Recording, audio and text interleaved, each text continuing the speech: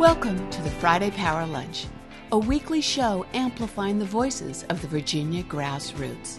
Each week, we provide engaging conversations about politics, culture, and women making change. Produced by the unstoppable women of Network Nova, our motto is, when we vote, we win. The Friday Power Lunch is recorded before a live Zoom audience. Follow us on social media. Subscribe to our YouTube channel and show us some love and become a sponsor through Patreon. The Friday Power Lunch. Badass women getting things done. It is Friday, November 11th. Veterans in the room, thank you for your service. Today is Veterans Day, November 11th. Welcome to the Friday Power Lunch. I'm Catherine, your host, bringing you the guests, the issues, the action, amplifying the voice of the grassroots to get things done and to make politics as fun as possible. So we're so glad you're here with us on the show. Great to see you all pour in the room on this rainy day. We will unpack how this red tide really was a washout into a blue sea. But we have more work to do because we know in this room, rain, sleet, snow, doom or gloom does not stop us, does not stop us. We just get focused and do our stuff. We got loud and we got proud in the grassroots for democracy, for freedom, by never stopping and not listening to the doom and gloom, the pundits that wrote us off or changed the narrative, or even our own party that may have switched gears we weren't happy about, where they supported some races and others and whatever. But we stayed all in to win. We built coalitions, we built community here, we organized, we hosted events, fundraisers, and then we went all in for GOTV. We did postcarding. We love the postcards, we door knocked, we text, we phone bank, and more importantly, we stayed focused and we stayed positive. And that was really important in that, because it can really get into your head. So yes, we were loud and proud, especially for what Democrats delivered. And you hear Joe Biden out today, the president really, really saying, yes, it did matter what we delivered. And that was very important. We elevated that. But you know what? When they overturned Roe in June, the winds really changed because that was pretty much the last straw. I mean, we saw that we really went all in, and women stepped up to that serious threat, and it's not stopping. So we are not stopping either. So yes, the pundits and the right-wing media tried to change the narrative away from abortion rights and the MAGA cancer infecting our democracy.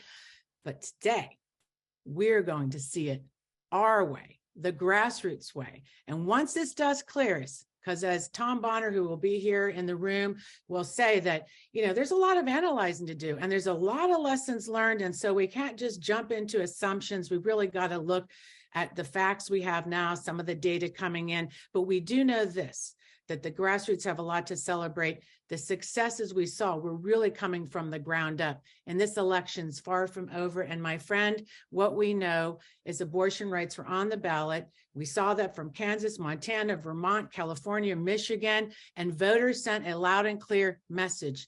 No bans on our bodies. And this is going to be taking us into 2023. So get ready, hold your hats on. You're going to need them today with all this rain coming out. I hope the people down that were affected by this hurricane, prayers are with them. There's a lot of devastation coming in from these rains. So glad you're here. And today the theme is the election recap from the grassroots. So I'd like to bring up, let Tom get settled in and make him a co-host. And then, oh gosh, you just flew right in the room, my friend. How are you? Let me introduce you, the Executive Director, TargetSmart, and a friend of the Friday Power Lunch. I think we can say that now. You're a Democratic political strategist and the CEO of TargetSmart. And we are thrilled to have you. And you must be just riding on fumes right now. I'm, it's been quite a run. I always tell myself, I lie to myself and say election day is the finish line, even though I know that's not the case. I was just on working with some donors around the Georgia runoff for API organizing. So the work is still going on. Oh, well, as you know, the work continues. And I loved your comment about that. It's really patience, celebrating, and then getting into the next phase of this. There's a lot to talk about. So thank you. You're going to get a chance to take your breath. You'll be coming up shortly, but you can take a break, take a sip, and we'll be right back with you. Glad you're here. So excited. And next up, we have the State Director of the Office of the United States Senator Tim Kaine, KÉREN Charles Dongo. KÉREN, how are you? I'm great. How are you? Trying to take a breath. I'm so excited you're here. I have to say that wherever I went across the state, you were there. I think that's the key. Had to be on the ground to really feel the pulse of the people. So I'm excited to share what I've seen, what I'm seeing, and I'm excited to be here and get into it whenever we're ready to go. I'm ready. Yeah, hold on, we're ready. We're going to see it your way. I'm so excited for that because the grassroots, you are connected, and I'm so grateful that you do come work with us. And it was just great to see Senator Kaine just really unbelievably the work he did. So make sure you send our best regards to Senator Kaine. It was amazing to watch him work. So good. We will unpack. KÉREN, thank you for being here. Looking good. And next up, we're going to do a grassroots roundtable because, you know, a lot of this work that it's really important to see, to hear from the people doing the work. I'm so excited to welcome Jim Rogers here. And Jim has a lot of hats that he's done a lot of experience through the years. Is Jim in the room, Louisa?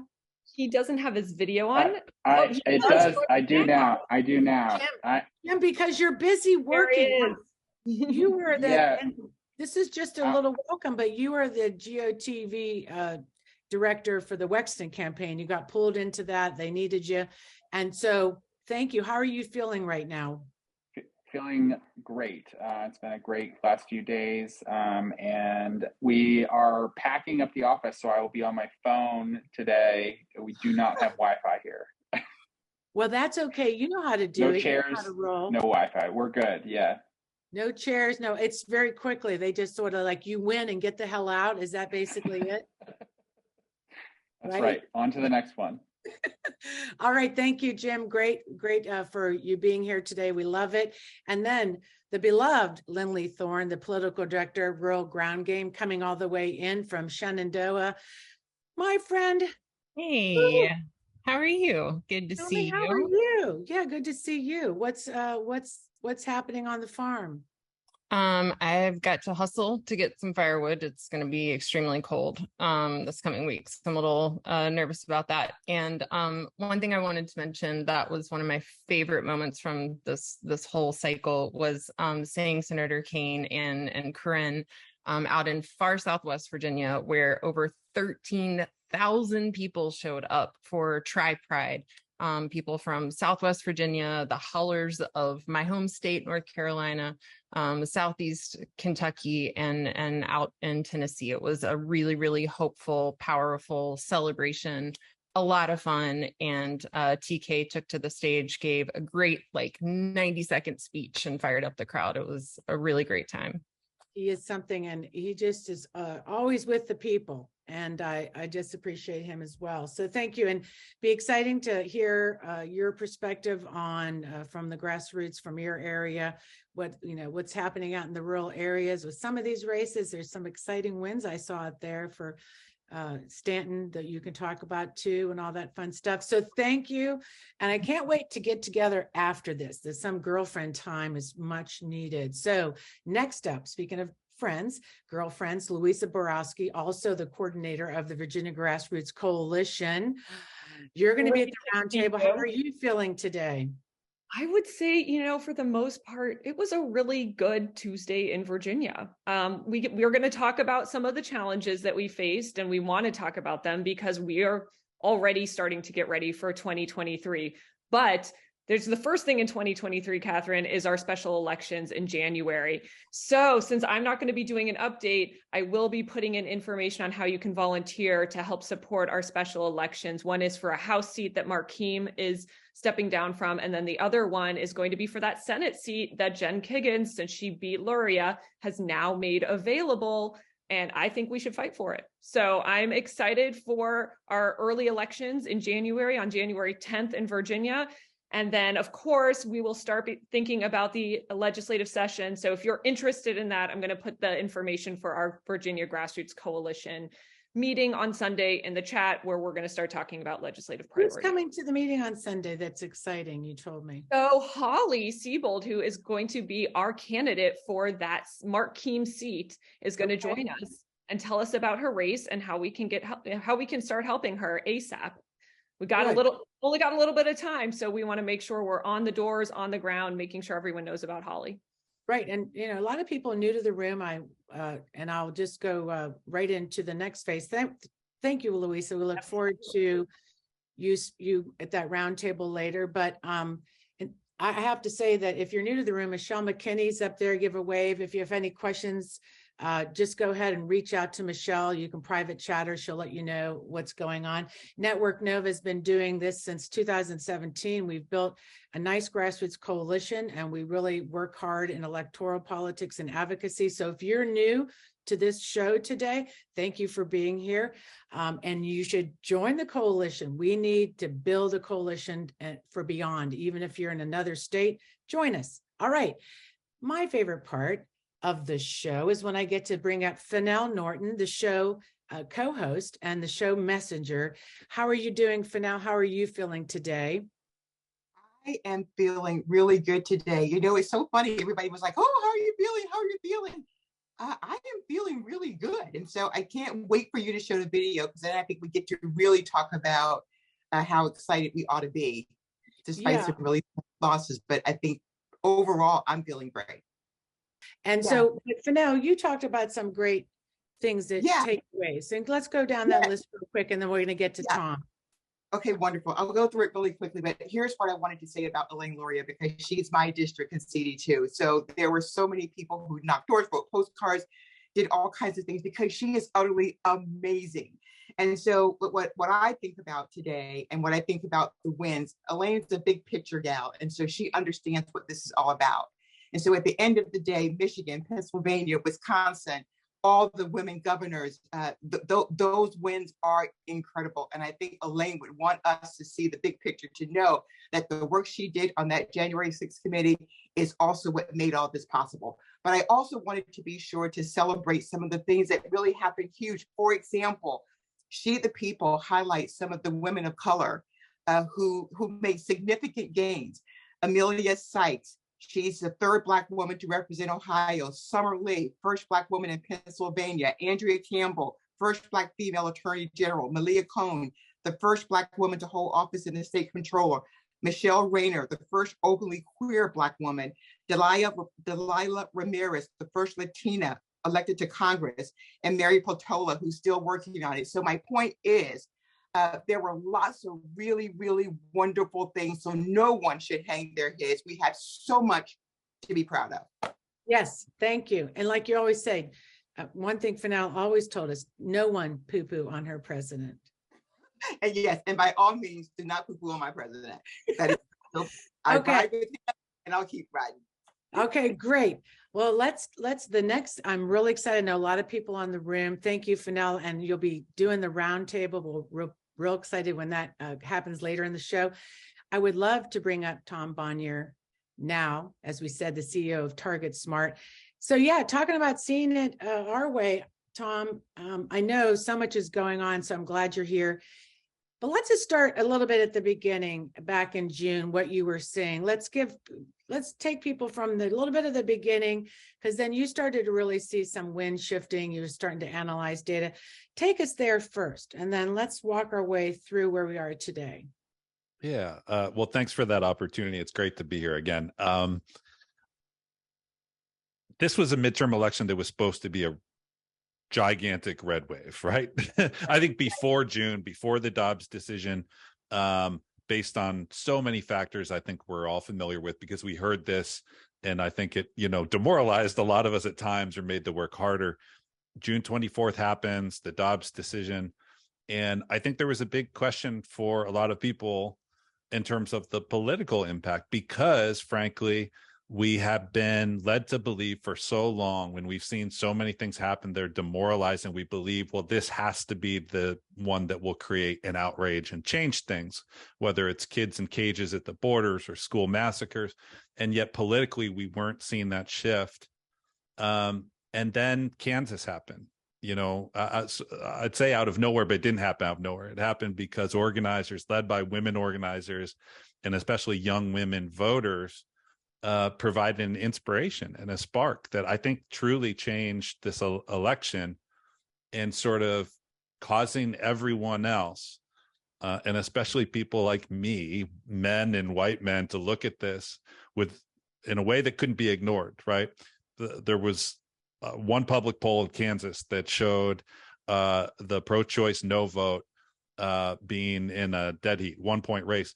It ended up winning by 18 points. And we dug into the data there, as you say. So that was sort of the next thing, was looking at how this happened and seeing this massive gender gap, that women were 70% of new registrants in Kansas between June 24th and that early August election. And then we get the turnout data, and we see it was women across the board in Kansas, but especially young women. And the stat that I will repeat again and again and again and again for the rest of my life, that women under the age of 25 turned out at a higher rate than all men in Kansas in that election, which is a lesson for all of us, right? In the organizing, when we've all been told that something is unwinnable, that it can't happen, that young people won't vote, that this was the proof that something was different and something could change. And we saw those numbers. I could talk about this for 20 minutes, but it would take up the whole show. The shorter version is, we saw those numbers just continue in that trajectory, that it wasn't just Kansas, that gender gaps in registration were happening around the country. And then we saw it in the early vote, that there were gender gaps in the early vote, and our people were coming out, and the media narrative was still red wave. And we were looking at the data saying, I don't think so. And the only point that wasn't in our favor was a lot of the polling. And we've learned that lesson before. But again, I think it demoralized a lot of us. And, in the end, we see the result. It'll take a while before we get the full vote history, so we know who voted. But I think it's clear in these results. The states that had the biggest gender gaps in registration were the states where Democrats overperformed by the most. You look at places like Michigan, where obviously on the ballot, but the fact that Democrats have the trifecta now, won all the competitive congressional races. Pennsylvania, huge gender gaps. I could go on and on and on, but there's clearly this through line connection that the reason that this happened was because MAGA extremism was too much. Dobbs was too much, and it sort of crystallized this, that suddenly January 6th, Trump reemerging, it all came together in this narrative of extremist overreach, and the American voters finally said no. Yeah. And sometimes it's really hard to take when you see these super close races, and you think, how could it be so close? And we saw some big losses, and with Tim Ryan, sort of makes me think about what's going on in Ohio and so on. But when we get into your business of, you do data analysis, but we see these predictors and these polls and all that. Could we dig in a little bit more to that? Because I think this is something really to talk about, because talking about the demoralization, just to note, back in August, I ran across Simon Rosenberg in a swing left event, right? And I directed our people to that. And we really started pushing, we started listening to a lot what he was saying, and because it was getting into people's heads, and he was pushing optimism, like you looking, saying, here's what the data shows. Here's the 5 houses, the predictions of those early special elections were going Democrats' way. Yet there was always this almost denial in this certain class of, pundits, or whatever you want to call them, or predictors. Tell us a little bit about that. What happened there? Yeah. And you mentioned Simon, he's wonderful. And he and I connected a few months ago, and we talk. Yeah, exactly. And we talk a few times a day, and we would share what we were seeing. And at a point, you feel like you're on a bit of a lonely island, because you're seeing all these smart people and pundits and data analysts and the 538s of the world, and they're just talking about this inevitable red wave. And we both kept saying, and checking each other. We're not seeing this. It's not that it couldn't happen. Maybe it comes on election day, but we're not seeing it today. And it was day after day. Well, not today. And so you have to ask yourself, what is that driven by? And the polls, and Simon lifted this up. I'll tell you, I did an interview. I did an interview last week, and the first question they asked me is, what about this crazy conspiracy theory that Republicans are intentionally putting bad polls out there? Isn't that crazy?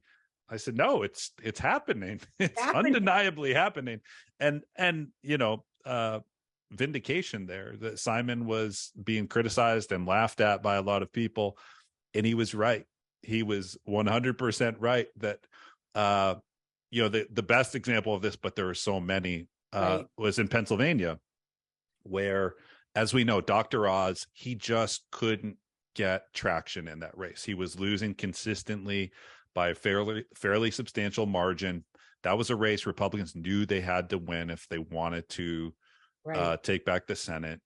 And then the debate happens, and they saw that as their opportunity to change the narrative.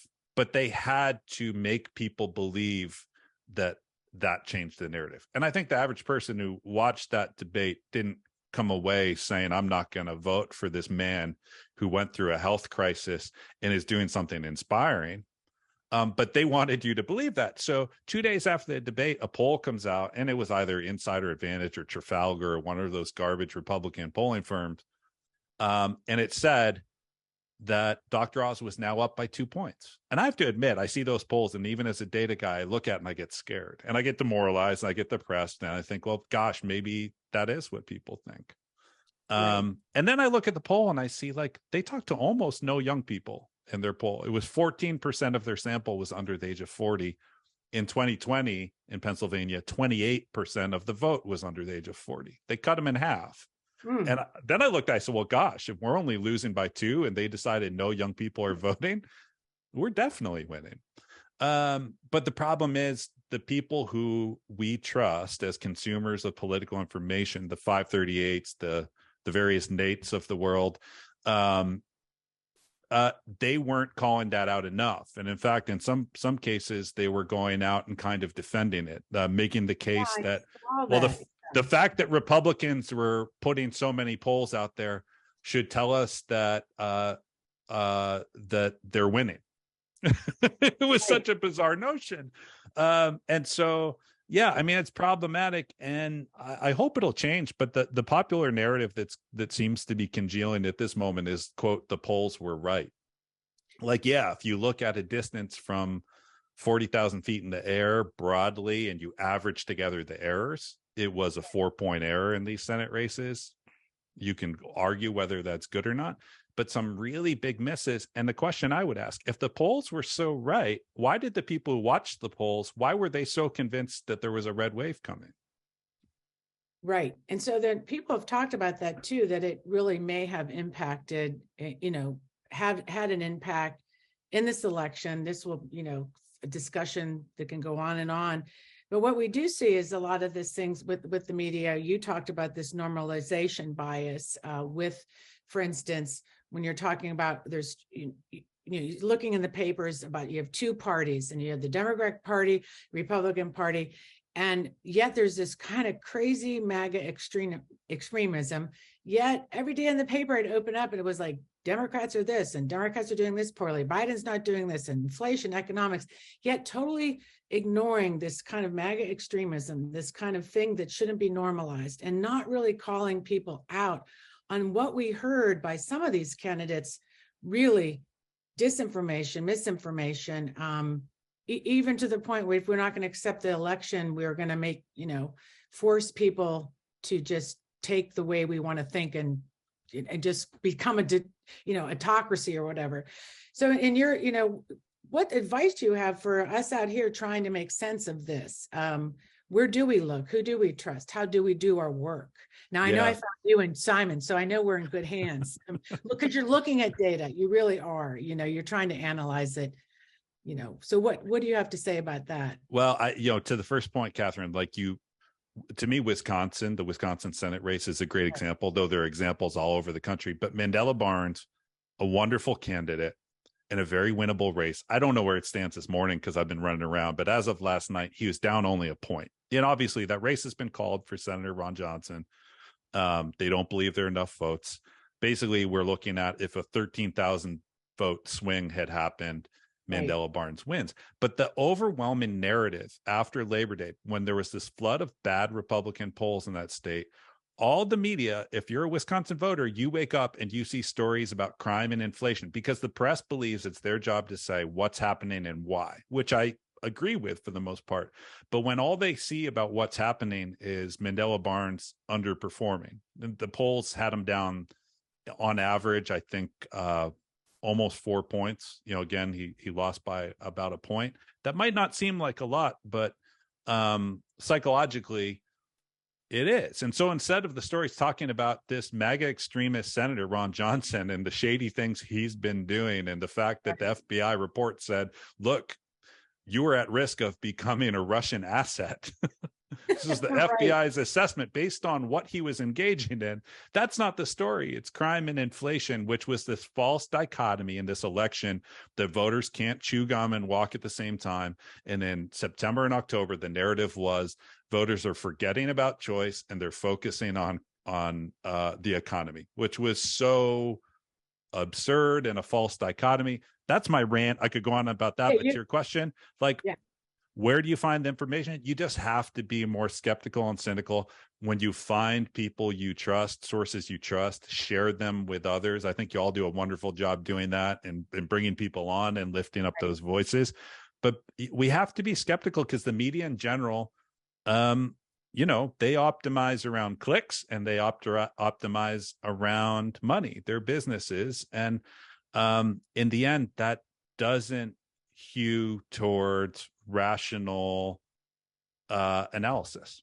Right. And you don't see really the accountability yet. I'll wait for that with the Nate. I wouldn't hold my breath. We want to hold our breath on that one. And really that's okay, right? But what we do think, and I think what your point is that the public was not fooled. I mean, I think that the public responded. They don't, if the Republican Party is running with this Trump idea, this kind of what we want to call it MAGA kind of fear and extremism, the public didn't buy into it. And I think what we saw, I think the good hope in the room, and see if you feel the same way, was the public wasn't fooled by these things.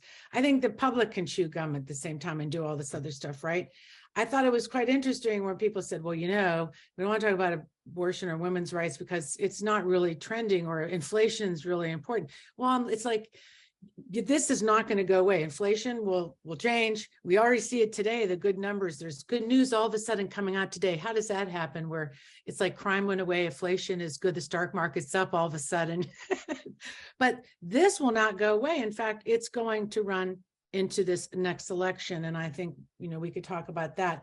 But so I'm curious if you want to break down some of the numbers for us, some interesting things you saw, some of the demographics we should think about, especially if you're looking at women voting, white, people of color, young, old. What were some of the things that, for instance, Latino vote? We were told we lost Hispanics forever, right? We told we lost but it's not true. Tell us what you're seeing and what we should look, especially with young voters, like you said, Gen Z, Yeah, well, to fully answer that question, it's going to take time. And I'll share what I know at this point. But my biggest pet peeve after elections is people try to rush to put out their narrative first. Right.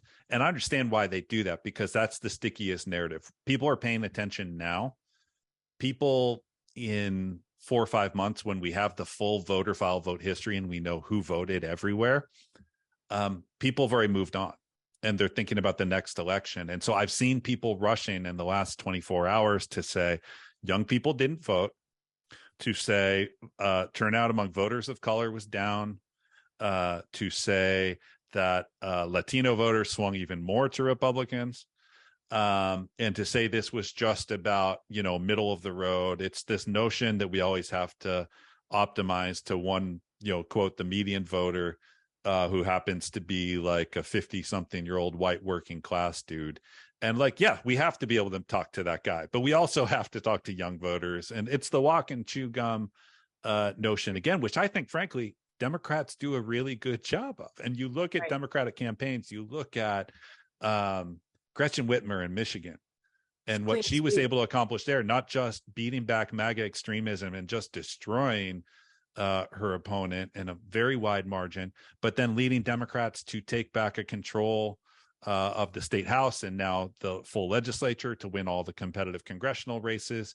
You know, we could go around the country, and I'm sure y'all have your favorites. But the fact is, there's nothing I have seen in the data that suggests that's true. John Della Volpe, who does a great job lifting up youth vote and studying and researching it, he said that if someone asks you what percent of the youth turned out, the right answer is enough to win.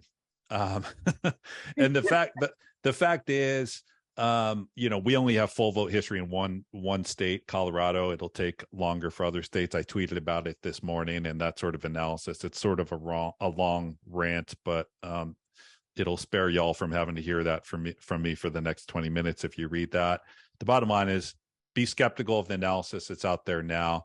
It is clear when you look at the last point I'll make, Latino vote, because you mentioned that. I looked at the South Texas counties that were the biggest swings against us 2 years ago. And Beto O'Rourke, even though he was doing worse statewide than President Biden did, was doing 10, 15 points better in those heavily Latino border communities. So that's, I think, a really good sign. And again, sign that this narrative that's being pushed about this Democratic erosion with these key groups and these key groups not showing up, it's just not true. No, we see it. And there's definitely some things too close to call. I know this will take a while to unpack. As we say, the election isn't over. Any more before we move on and let you go? I know you're busy jumping in and out of calls. Any takeaways as we head into, we already started our work today. I love what you said, is that we have to take time to celebrate, and we should, but we need to get right back into work. And so getting ready for 23 and some of these numbers, or any takeaways or that you want to leave this room thinking before you move on? Sure. Yeah. And again, I very much appreciate the opportunity to join y'all. I really enjoyed this group. Two things. One, the obvious, Georgia. Like, we are very focused on Georgia. We have less than 4 weeks to go. The early vote that Democrats have really dominated there is not the same. There's no real mail voting, which was 2-1 Democratic for Senator Warnock. And the early vote is a very limited period. And so, anything that we can all do, let's get it there in terms of the resources and pitching in. I believe we can and will win that, but it's going to take a full effort. And then going into next year, Catherine, I think you made the most important point on that notion, which is the nature of Dobbs was it's not settled. It doesn't go away. And right. We will be fighting this, unfortunately, for some time to come. But when you look at what happened in Michigan and Kentucky and around the country, voters, there is a majority pro-choice coalition in this country, and it also happens to benefit Democrats and carrying Democrats to win races that they otherwise wouldn't win. And my lesson is, we need to lean into this even more. And this notion that it's this or that, it's going to be all of the above, just like our coalition is. Yes. And I think that's a great lesson to take forward, is what great opportunities we have for next year in Virginia and everywhere else to be able to take what we've learned and lean into it. And I'll have to say also, looking at some of these close races, like with Beasley and North Carolina, and, you saw Tim Ryan, I was surprised how he didn't do as well as he could have, and even Beto's all his work, that these are gains that really will be there. But I think it's also our party, some of these people who make these strategic decisions about where to put money and where not, are they listening to these polls? Are they getting the right data? And that decision making, some of this is out of our control as a grassroots people, right? So we just sort of go, well, you know what? We're just going to focus on what we think will work and just stay in that. But it is, going forward, I hope that we will see some change in thinking, because I think that will help our party as well. Correct? Agree. Yeah, agree 100%. some Gen Z younger folks. We see them. They're going to be the next. Talk about a voting population that's going to change. Our country is going to be the Gen Zers and the young. And hopefully save this country. I hate that we have to put that weight on their shoulders, but no, it should be, it's the reality. Well, we hope you'll come back. I know Simon Rosenberg is coming. He'll be like December 9th. By then, we're going to know a lot more. So I hope you will come back. We'll definitely chat to you later. So stay in the fight, and we'll be looking on Twitter. Follow Tom on Twitter, and you will be happy just to listen to what he has to say about the numbers. Thank you, Tom. And so, oh my gosh, let's go right to Virginia with KÉREN Charles Dongo. How are you? What do you think? I'm great. So exciting to hear about. We're still in this. Nothing is sort of settled right now, right? Yeah, I mean, look, I think the story about Virginia, I think the story is early vote. When I looked in our early vote numbers, what made a difference for Spanberger and for Wexton is how they were able to bank early vote numbers compared to their opponents.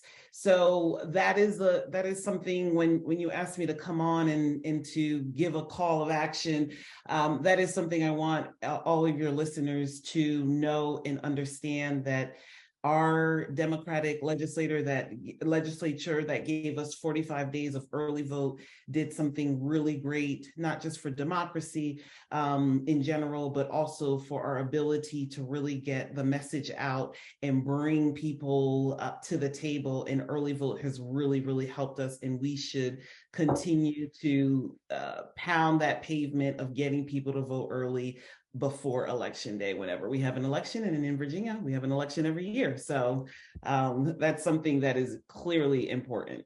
Did you happen to see that? It was in some of these districts besides Spanberger, did you happen to be able to look at Wexton or even Luria and compare? Yeah, I did. And what I noticed is that Spanberger and Wexton had a greater margin in early vote than Luria did to Kiggins. And I think, as Thomas said, that, we need more time to get all the data back and to really understand.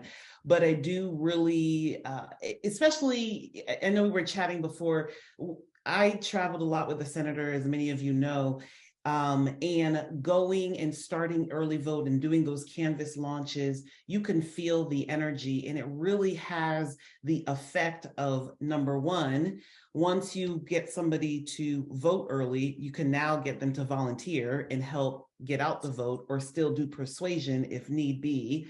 And number two, it is a little bit of an insurance. Those of you who've heard the senator, when he went to vote early, his ballot was wrong.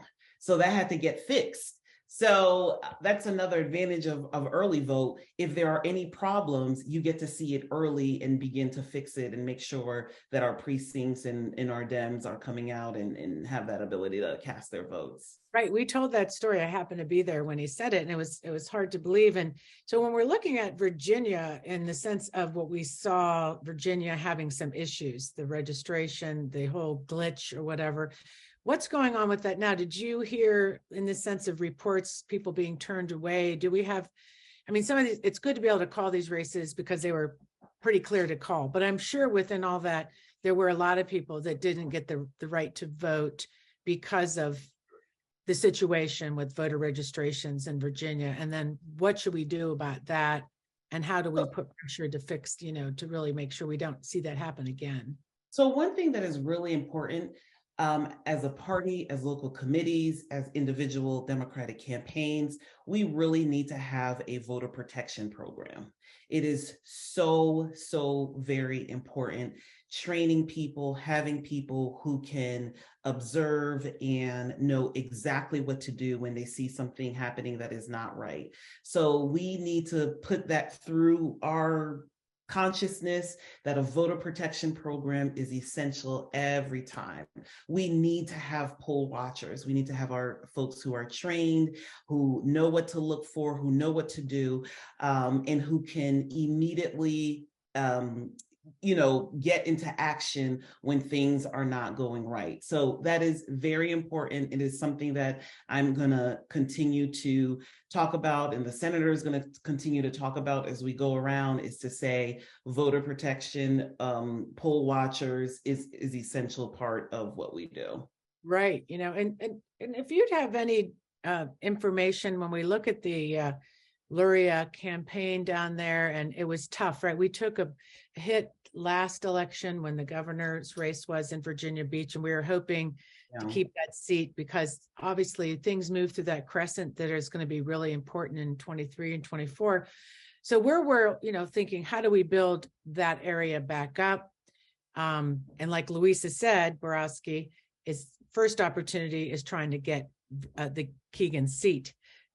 So what are your thoughts on that district, that race? I mean, we also redistricting and things. So if you remember that region, Virginia Beach is a swing in a split ticket area. So this is a region that will swing back and forth even before redistricting. It will go Democrat, it will go Republican, or it'll split the ticket. It'll go Tim Kaine for Senate. It'll go Mark Warner for Senate, and then the Republican member of Congress. So it is one of those that can swing. So we need to remember that, and two, can I just put a plug in for grassroots organizing? It is so important that we as Dems have grassroots organizing, that we build up our local committees. Because we have an election every year, we have to have strong organization on the ground, because it is the grassroots organizing that can do the canvas launch. My political start was in field. I am a big supporter of field program. I will never support getting rid of field. That is not who we are as Dems. It is so important that we are knocking on people's doors, that we are giving them the message, that we are talking to our voters every time.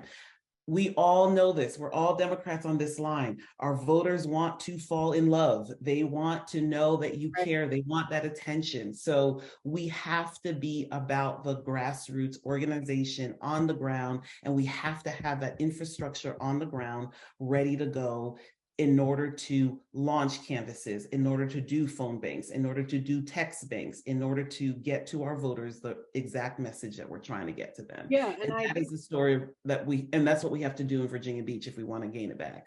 You're right. And we've been telling that story this last 2 years, and specifically this last year, how important these committees are, the investments in them. And also, just one more kind of plug for the early vote and voting. One thing is that it seems like we do have to lean into that, do a better job of building that infrastructure and getting the word out to voters. We started an early vote campaign in the grassroots, but it wasn't coming from a different level that would have helped amplify it. I think we're starting to learn that, and we do need to do a better job, because I think that's super important, as to your point. And also, like you said, getting on the ground in some of these places where there may not be a good infrastructure. How do we build that? How do we now start going out? And like you said, it's really knocking on doors, talking to people, or holding events. And it has to happen now, right? Yes. Our party has to be committed to doing a robust voter registration, voter outreach. And we saw that last year still wasn't robust enough, still not enough concentration. I'm interested, if that's my question, why isn't that? Is that because consultants aren't interested in pushing sort of the programs around that, or I may be misspeaking, I'm not sure, but I feel like sometimes we do all this other stuff, fundraising for TV commercials, but I don't see this wild, big movement infrastructure just trying to register as many voters as possible across Virginia. And I'd like to see us start it now. You know what I mean? Look, we absolutely should. And we should register young people. Yes. We have to think about this systematically. Each year, more young folks are turning 18. We should start getting them ready at 17, engaging them. So that is something that we need to put in our every election consciousness that registering voters is number one, is step one. And now we have an opportunity on election day for same day voter registration. So we really should put a lot of thought and money into pushing people. Hey, you forgot? You didn't hear all of our messaging, the commercials, the radio ads, the knocks on the door? No problem. Let's get you in here on election day, registered and casting your ballot. So this is something that I strongly believe in, and we need to do it. Yeah, good, because we want to start, and I hope that we could continue this conversation, how we can do that and make a very robust program. I think this will really be important in 23. If we organize around these issues that really matter to people and then get them ready to vote, I think it's powerful. So thank you so much. And Corinne. can I just do please, final, like, sort of, to what you want in a call to action? Yeah. Number one, I do want to make sure people, if you're not a member of this group or some grassroots organizing, please do. Number two, please engage everybody. I want to put a plug in for rural areas. It's really important that we continue to engage our rural areas. Please don't write anybody off or any region off. And number three, we had really great deliverables and a good message in this cycle, and I think that really helped us. So please be plugged into your local Democratic leaders, your statewide Democratic leaders, know what they're doing so that when you're talking to people, you're able to say the deliverables of what people are doing. So that is my call to action of what I think we should be doing. I'm muted. You came prepared with your call to action. We love that, so thank you so much for being here. We will circle back. I do really love to talk to you about those things that we would love to invest in. For now, I'm going to let you take it away with the roundtable. If we want to spotlight our guest, LYNLEE from the Rural GroundGame, we have Jim Rogers here, the GOTV Director for Wexton, and also lastly, who else we need to get spotlit up? Louisa, can you spotlight yourself? And let me just tell the audience real quick, we're not keeping time. Robin's not here. She's in Brussels, so we can go past 1 o'clock without getting in trouble. So please stay in the room. I want you guys to have your full 15 or more minutes. So please don't watch the clock. You guys have a lot to say. So thank you guys for being here. Thanks for now.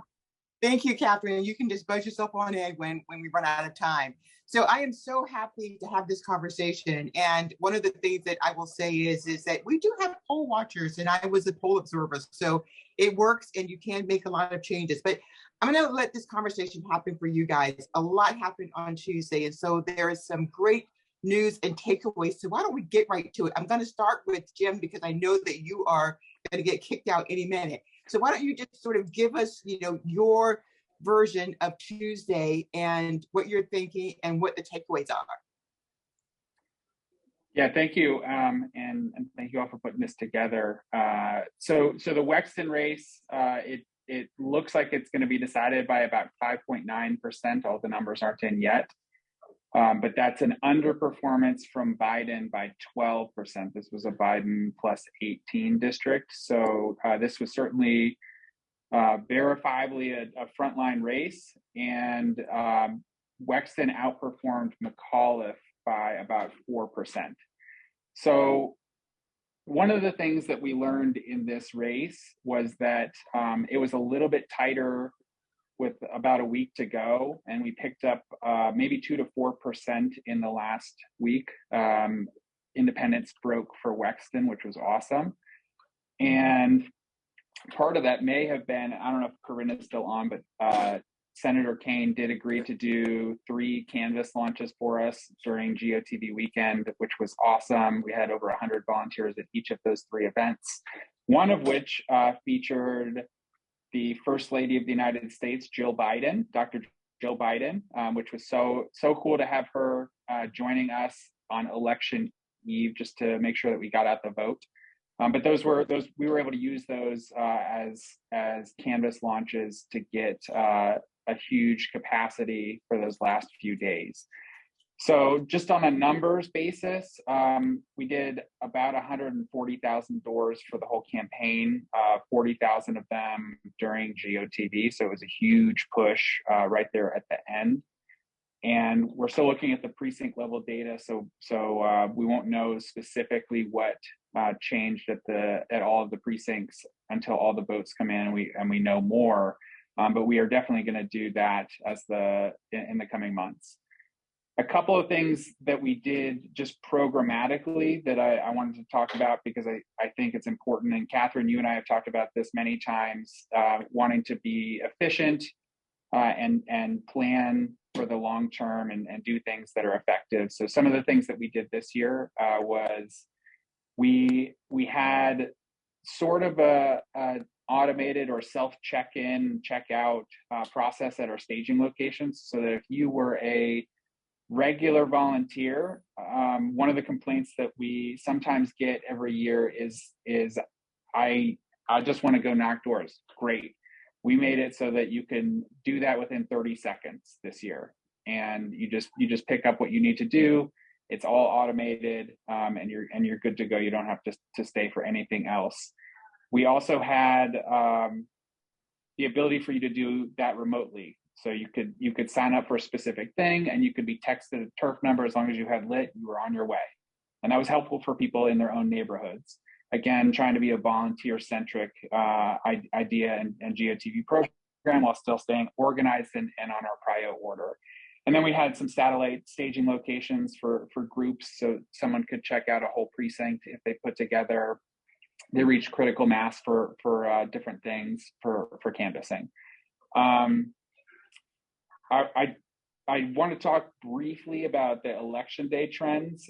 We talked about the last week trends, but election day, we tracked that pretty closely in terms of voter turnout at the regular intervals. And things returned to sort of 2018 and before levels for election day trends. One of which is that Republicans tend to vote earlier in the morning and Democrats tend to vote when they come home from work in the evening. So we were not sure how much that was going to return to normal, and it's a little precarious when you're looking at the numbers at noon and you see that all of the Republican precincts are up a little bit and all the Democrat precincts are down a little bit. But that stabilized, and then we crushed them in the 4 to 7 block, and that was great. That was great to see. And then this was a blue moon cycle, meaning that we didn't have a statewide race for a federal election, no president, no Senate race, and those are typically far lower voter turnout. But the projections were maybe in the mid 40s for turnout. We got into the high 40s, so we beat turnout by about 4%. Or so in terms of the blue moon cycle, the last of which was 2010. But this is also an extra special blue moon cycle because it's the one after redistricting, which doesn't happen but once every 4 decades. So you had redistricting and blue moon cycle with no statewide. And then lastly, just because we talked about poll observers, we did our own poll observer program on election night. So we made sure that we had multiple people at all of the departments of elections as the votes were coming in, as the provisionals were coming in. And again, this was important to us because this was the first time that you could do same-day registration and cast a provisional ballot. We wanted to have observers there that could be on the ground and report to us what was going on. And that was extremely active, I can tell you, being here with the Congresswoman, wanting to know what was going on the ground and having those observers be able to tell us exactly what was going on. That's something we will certainly do every year in the future. So, yeah. So that's where we're at. All right, that's pretty awesome. I'm going to come back to you if we have a little more time, but I want to jump right to LYNLEE, because I do want to talk about rural communities and understand what you saw on the ground and the things that you think are important and that we ought to make sure that we sort of write it down and walk away with it. Hi for now. Good to see you. Yeah, I first want to start by thanking Herb Jones, Josh Thronberg, Jennifer Lewis, Tasha Devon. We really need to recognize the folks that step up and carry our values forward, even in the places that it's really tough to do that.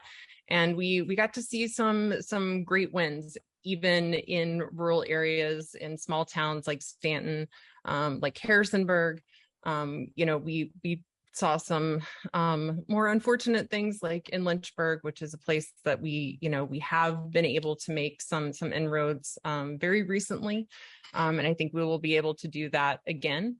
But one thing I wanted to talk to you about, and I'm really relieved that Tom mentioned demoralization in the electorate, because that helps me feel like it's okay to talk about something that might sound a little touchy-feely, but ultimately really impacts electoral outcomes. And something that has been a real focus of ours as an organization in 22 is really figuring out the action items we need to take to bolster and nurture morale of our own people. Because when we are seeing that we're losing vote share in districts, it's that we're also losing our own people. We are in a place where we have a high level of turnover in rural Democratic committees, and sometimes we are losing committees entirely. We are just having people kind of tap out. And these are in places like Allegheny County, like Russell County, places that are actively attempting to build their committees back. But these were Democratic strongholds really not that long ago at all.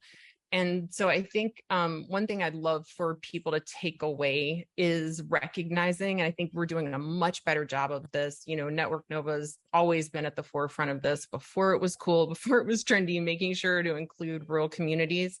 And this year we've been incredibly grateful to have a lot of support from a lot more people. There were folks in Northern Virginia who really contributed to our efforts to reach rural voters in Elaine Luria's district, and Josh's district, Jennifer's, Tasha's as well. That was critically important. We did about, I think, 250,000 voter contacts in rural areas across Virginia, with a very heavy emphasis on early vote, kind of like KÉREN mentioned, making sure that we're kind of normalizing and improving our electoral hygiene within our Democratic Party, getting our folks out as early as possible, trying to sell it to them as, hey, like, you're not going to get more texts or calls from us if you go ahead and vote, and you're going to save our campaign's money. But I hope people can recognize that rural voters are going to continue to have an outsized impact nationally in what happens. And of course, Virginia, we got to do this again next year, right? So we really need to be in a space of actively nurturing our committees from the ground up. Rural GroundGame has developed a strategic plan that is very long-term, but with some set goals and objectives that we want to get started on right away. Like, I'm talking in the next few weeks, we are ready to continue to build on our messaging programs, doing that in a coordinated, syndicated way across radio, billboards, targeted digital ads. Voter contact is key, but there's a difference between contact and connection. And I think as a party, we're good on policy, and we're good on policy that helps rural voters. And sometimes one of my, please don't ever say in my presence that rural people vote against their interest. I get really feisty real quick. We cannot pretend to know what people's interests are if we are not directly engaged with them. And the first interest that most people have is to be validated. And there's a lot of folks in rural communities who are delivering the things to folks in metro areas that makes life possible. Food, all of the raw materials that you're going to need for shelter. Our communities are deserving of respect and dignity and engagement. And we need to validate the very real frustration that people have when we are not there next to them. And I do think we are leading on the policy front in ways that can help people, but we've got to find ways to talk about that both in rural communities, but within our larger Democratic, family as a whole. And one way that you can help, if you're not in a rural community, to be a good teammate to us, is to support this work. And, I have some thoughts and feelings that I try to just keep quiet, maybe when I chopping some firewood and need to let off some steam about frustrations I have about some of my own neighbors. But I think we need to collectively have a little more discipline about how we're talking about these folks. I've seen a little bit of this coming out of Ohio and Kentucky, where, Kentucky, y'all, like they voted to protect abortion in Kentucky, right? And so then, there is some commentary from folks, blaming the people of Kentucky for, voting for Republicans, but also protecting abortion. Across Kentucky, we saw a clear shift towards Democrats overall. And we need to recognize that there is that it's a process we have to build. And if we are going to retain a majority in the US Senate and win in 2024, we need to be about it now, and consistently and long term. I will drop some information in the chat. We are having a very private rural ground game stakeholders call next week. I have not sent all of the invitations out yet. So if anybody here is interested in that, please connect with me directly. I've already seen a lot of people here who might be interested and would like to attend. Let us know. I'll add some other comments here in the chat. And again, KÉREN, I mentioned earlier, having Senator Kaine, having people come out and participate, having Fairfax Dents, having Jennifer McClellan show up really anywhere we ask her to be to participate. And a great thing that Jennifer McClellan's been able to do is draw awareness to really how the issues that are facing rural communities and folks in metro areas are very similar. We need to talk about them maybe in a different way, but there's a lot more that connects us than divides us ultimately. Great. Thank you, LYNLEE. That was really awesome. And I am from a rural community, so I understand completely everything that you're saying. And I think the only thing that I would add is to say, sometimes we just have to think about things a little bit differently. Everybody doesn't think about things the same way. Everybody doesn't hear messages the same way. And so we do have to figure out, how are we going to be more innovative? How are we going to think about strategies a little differently? And the thing is, it's all additive. It doesn't mean you throw out the baby with the bathwater. It just means open up to think about, how might we do this differently so that we engage more people? LUISA, let's talk. Yeah, so just to wrap up, everybody said a lot of really great things. I'm going to tell you my story from doing some canvassing in Virginia Beach. So I went down in July of this year, and the campaign was already having people going out canvassing. It might have just been because crazy people from Northern Virginia said they wanted to be down there knocking doors, but it gave us the opportunity to really start having conversations. Fanal and I were knocking doors together, and we were asking voters, what is it you care about? What are the issues that are most important to you right now? Your congresswoman wants to know. And I think that it was such an important start, to that campaign season.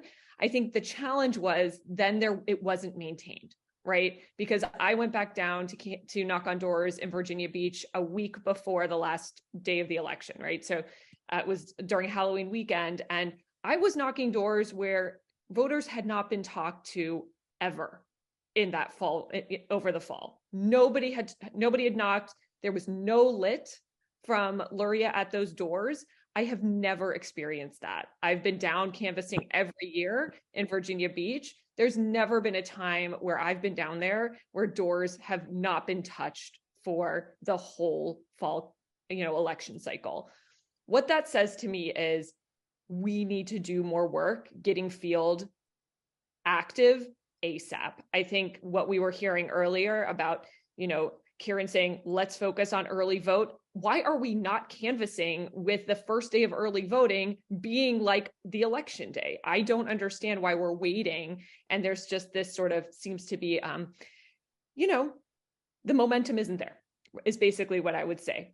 There were some campaigns where it was there. I was hearing great things coming out of Spanberger's, launches, that there were lots and lots of volunteers, but she was the exception, I think, this year. And so what are we doing when we think about the fact that we're going to have these elections coming up in 2023? And to be honest, for Democrats, primaries are going to be important this year, right? We can't wait until after June to start thinking about which candidates we want to support, because of redistricting, we've got some Democrats up against other Democrats in the primaries. And I think it's really important for everyone to be looking and thinking about, based on your values, who do you want to support? And as individual volunteers, can you start thinking about supporting those campaigns now? Obviously, I mentioned earlier, we do have some special elections, so that would be a great way to start getting involved and helping support our two candidates for that January 10th election. That will be really important for us. If we can, flip that Senate seat, that would be fantastic, because if you haven't looked at our lines yet, we're going to have a really hard time holding the Senate this coming year in Virginia. And so we want to make sure as much as we can, if we can flip a Senate seat now, that just banks us, one more seat, which really would be helpful. And then we've got our House races, and we actually have a really good chance this year of flipping the House blue.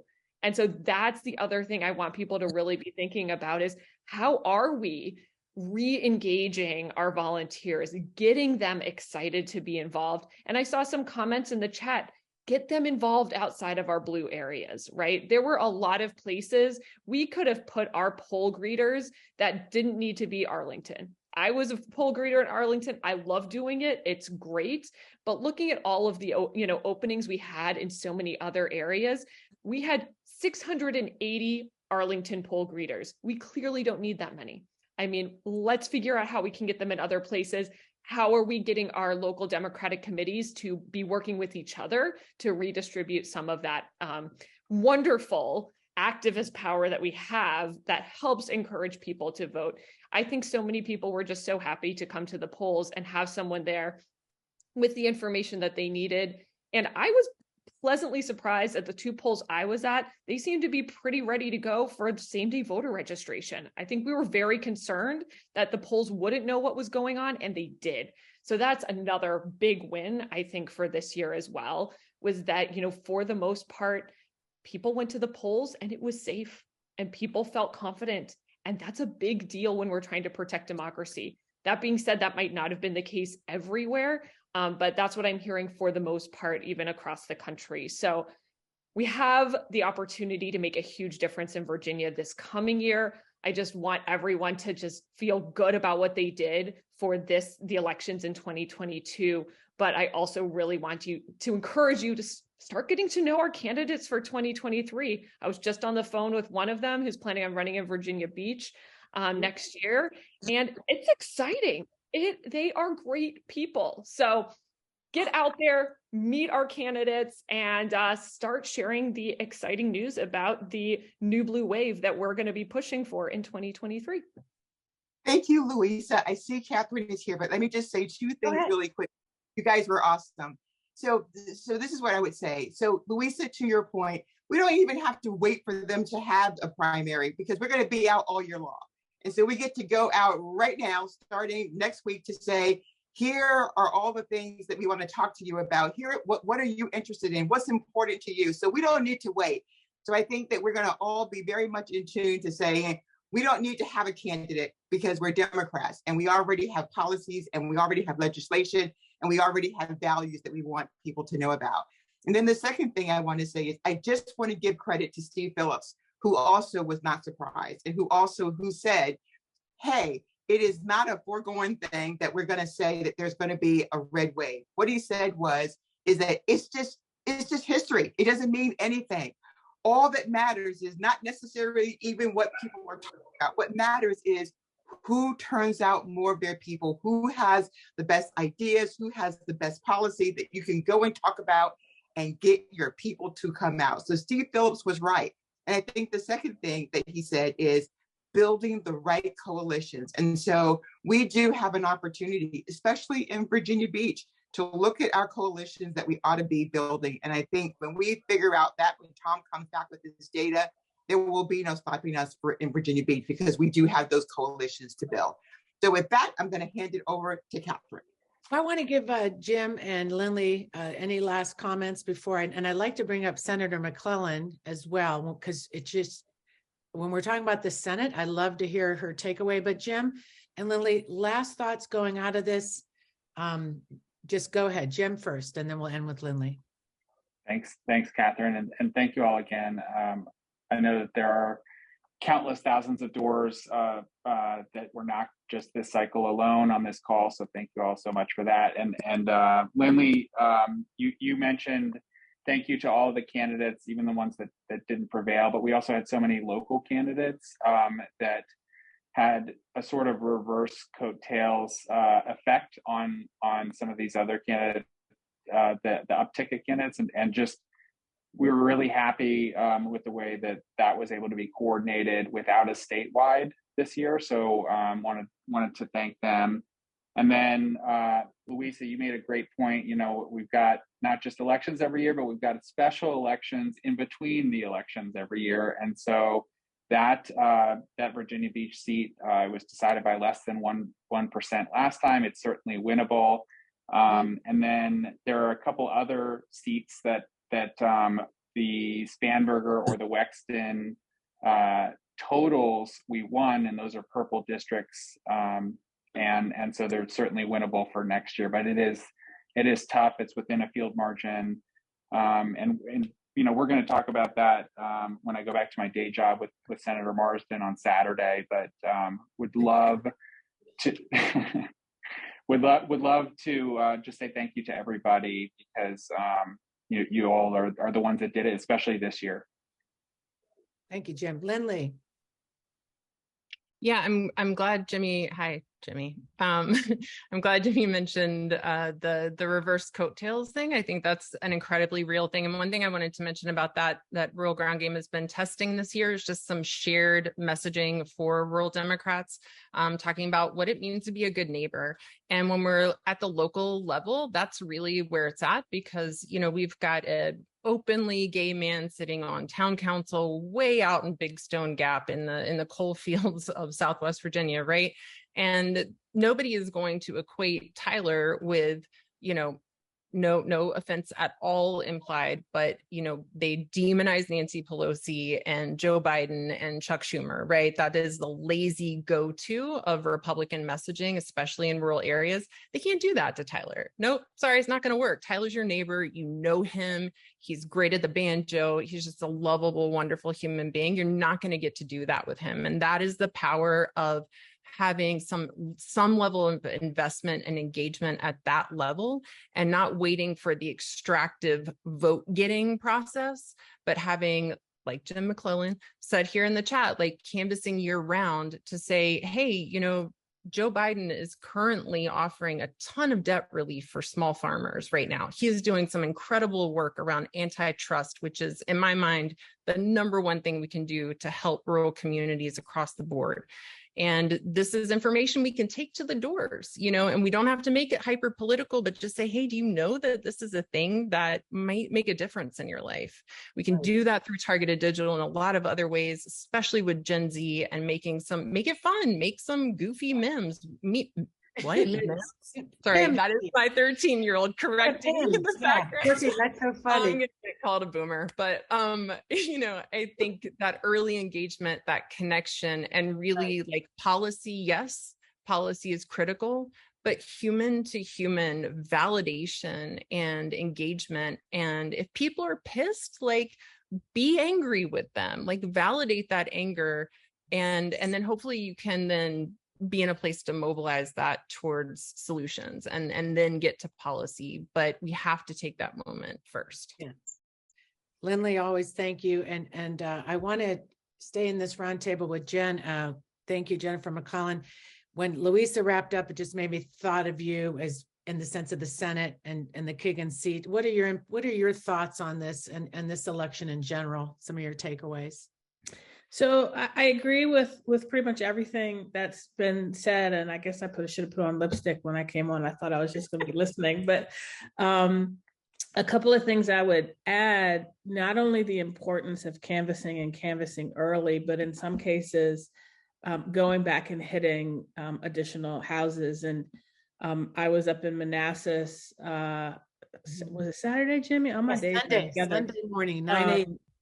And a couple of the school board candidates I got to chat with, and they said how they had to go back and recanvass some houses they had hit before because some of the school board crazies were canvassing, going back and just lying. And they were surprised at the number of houses they had to go back, recanvass, and re-win those votes. And how many of those people said they were single issue voters, and the single issue was transgender kids in school. So I do think going into next year, look, we already know that the road to the majority in expanding the majority in the Senate, regaining the majority in the House, will be not only, Hampton Roads, probably the Loudoun, Prince William, I'd even say Stafford area, Henrico County. And guess what? A lot of them also have school board races next year. We know Loudoun's going to be crazy. We know Prince William's is going to be crazy. Stafford is going to be crazy. So definitely need to make sure we are backing everything up 45 days and making sure we are building enough time to hit repeat. The second thing that hasn't been said that I observed is how important during that 45-day voting window it is to have poll greeters at the polls, especially where districts have changed. There were a lot of people that showed up in Henrico County and Chesterfield expecting to vote for Abigail, who were like, what? Who am I voting for? It's like, no, you need to vote for Herb Jones. So having someone there with Herb's lit, or in some cases Herb himself, was really important. And that's going to be critically important next year as a result of redistricting too.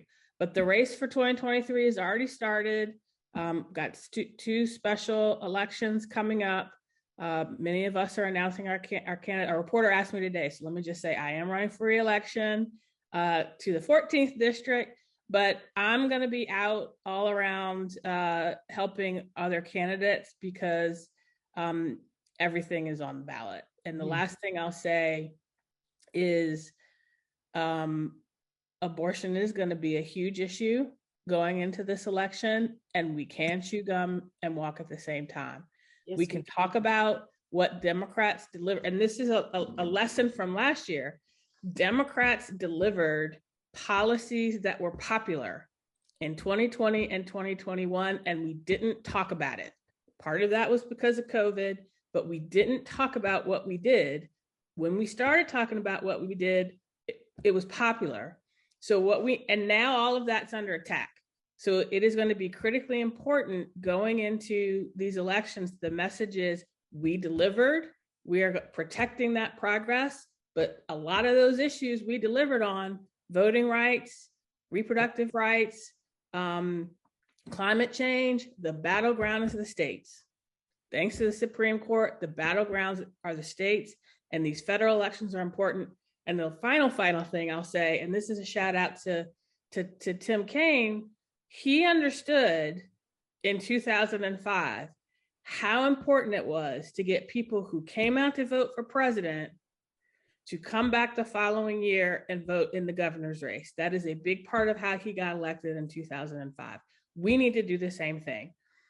There's still a lot of people who vote in congressional midterms who don't come out and vote in state elections. And we need people to understand, yes, it's important who controls Congress, but thanks to those issues I just talked about, it is even more important now more than ever before who controls the General Assembly, who controls our local boards of supervisors, who's in the prosecutor's office, and who's on the school board. All of that is up in 2023. So thank you all for what you did this year. Thank you for what I know you're going to do next year. Yeah, I know we're getting busy. Thank you, Senator, for coming up. I think I love what Luisa said. I think we could start winning in 23 with this seat if we put our mind to it, and really be a great way that we do keep working together. And I think that's really the message here. with Jimmy going to help the Wexton campaign. We just have to help each other. And that's the key to building our coalition. So we're going to wrap up. We're at 121. That's the election recap. It's, as we say, the show that never stops. Stick around for the after chat, though. What I want to put out a shout out next week, we will be doing a show around Iran with the journalists around what's happening in Iran with the women. Talk about women showing up and stepping up, really getting an inside look there at what's going on. So we'll hope you join us next week for that. And that will be Nagar Mortazavi. She's an expert on Iran. Will be coming next Friday. And we'll have some other guests too. But thank you all for this roundtable. Thank you, Jim. Thank you, LYNLEE, Louisa, Jennifer McClellan for coming in. We're going to go to the after chat. We can run credits.